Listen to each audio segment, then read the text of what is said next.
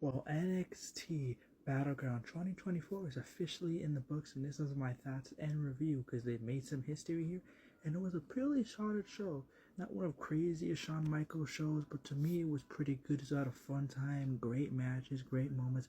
Overall, really enjoyed it. Now we get into the first part of the night, which was my third or fourth pick, but Kalani Jordan made history and is your new Women's North American Championship. In this match, I give it a solid 3.5. I feel like it could have went longer, but also too, the stage was so small, so they couldn't really do crazy spots. But also, I don't expect crazy things to happen because they're in developmental, they're growing, they're learning, and a lot of them are new to ladder matches, so I'm not expecting nothing crazy for this. I get that just found outrage, which I think is stupid.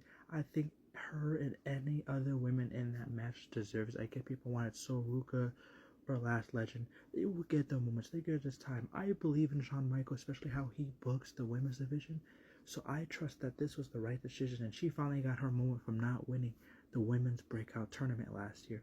So congrats to Kalani Jordan on being your new Women's North American Championship, because I'm excited to see where they take her title reign. Then, of course, we had the tag team match of the OC versus Axe and Nathan Frazier. This feud to me was kind of meh. It was just kind of there, but it's whatever. It was still a fun match. The ending sequence was great with the Spanish Flies, the Phoenix match. It was all great. It was alright. I give it a solid 3 out of 5. To me, it was alright.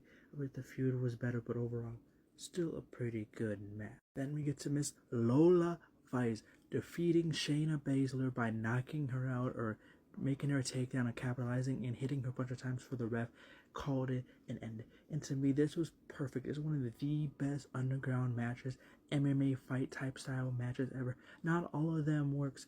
Not underground works all the time, but this time it works. This was 10,000 leagues better than the Shayna Baszler and Ronda Rousey match at SummerSlam. This match was 10,000 years better. And to me personally, even though people think Shayna should have won, even though I would love her to win, Lola Vice was the right winner, and I'm excited to see where she goes because Roxanne and Kalani, you guys gotta watch out because Lola Vice is on her way to get a title. Probably the end of this year or early next year, she's gonna have a title. Then we get to one of the best triple threats ever. I don't think it beats the Stand and Deliver triple threat, but Omofemi retained his championship in an absolutely banger match of a triple threat match. Picking up Wesley when Wesley was trying to jump on top of him and do him, yeeted him over on a military style press onto Joe Coffey. Even if we get taken down from like Gallus, he would rise back up and take him down. Catching, Wesley when he's trying to jump off on the ropes and trying to do a suicide dive, throwing him into Joe Coffey again. It's crazy. And then honestly, and then also too, when I think Wesley towards the end of the match when Wesley was trying to hit a meteor or something, Obafemi catches him and throws him into a powerbomb on the ground. I don't know if he was alive. That man looked like his soul left his body after that. And of course, then Obafemi does enough about powerbomb. Obafemi pins Joe Coffey, and there we go. It was pretty obvious that Obafemi, I don't know who could beat this man. There's no one credible right now that I see because Obafemi is on one hell of a title reign right now. He is the future. He's a future. So I wouldn't be surprised if he gets drafted next year or the year after. This man, it's just another league of his own. So congrats to Obafemi for retaining his North American Championship. Then we get to my match of the night, and that is Roxanne Perez beating Jordan Grace. To me, I love this match. This should have been the main event. 10,000 times should have been the main event. It was leagues better than the main event that we had versus Trick and Ego or Ethan Page. I really feel like this really showcased Jordan Grace and why she's just a different type of talent and how great she is, but just showing not just the respect and trust they have in Roxanne Perez, but how Roxanne's bag of just wrestling is just on another level. She is so freaking talented that is scary. Like, she was hitting counters, hitting moves, and she played the heel David and Goliath. So usually Goliath, is usually the one that's in charge. But no, Roxanne was the David that was in control and really showing the pace in the match and showing who she truly is. Roxanne Perez just keeps showing leaps and bounds how she is going to have multiple time women's championship reign. She is just a future star that is going to get bigger and bigger because I don't think she's in her prime. The only thing I hate by this, we had Ash by Trash in this match, But either way, I still like the whole part of Tatum Paxley coming in and building towards something in the Open Challenge at TNA. On that pay-per-view, probably leading this crossover between TNA and WWE, just making more stuff of history, making history for WWE and TNA. And this was it right here. Those women killed it. Jordynne Grace and Roxanne Perez both killed it in this match. Congrats to them. To me, I give this match a solid 4 out of 5. And of course, you got Mr. Trick Williams defending his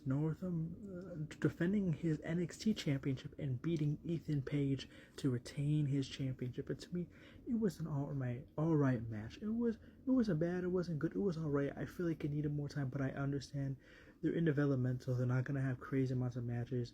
But to me, it was more of Ethan Page the more skilled one, and Trick trying to find that opening to hit his shot in the match. And to me, it was still a good match. You got to showcase Ethan Page and why I thought he was pretty good, because that was my first time ever seeing any of his matches.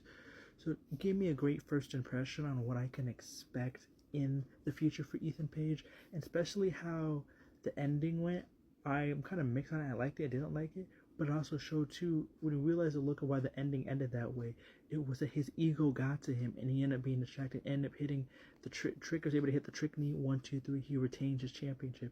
But how Ethan Page was looking at Trick, I bet you this is not over. I bet you somehow it's going to be a heat wave with like Noam Dar or mental somehow metaphor or be intervene into that, because I don't think their story is going to be done. But hey, I'm excited for Ethan Page. To me, it impressed me as heck, and I think he's an amazing talent. So I'm excited for him. And then Trick Williams, just whoop that Trick, just continually raising his stock, getting better and better each and every day. So overall, still great. But overall, Battleground, I thought it was a solid pay-per-view. It wasn't one of the worst, one of the best. I had a fun time watching it. I enjoyed the matches. If I had to do it, I had to give it 3.5 out of 5. To me, it was very solid. There was some matches that was kind of meh, but overall, still had a fun and great, enjoyable time watching Battleground. But let me know what you think. Did you guys enjoy Battleground?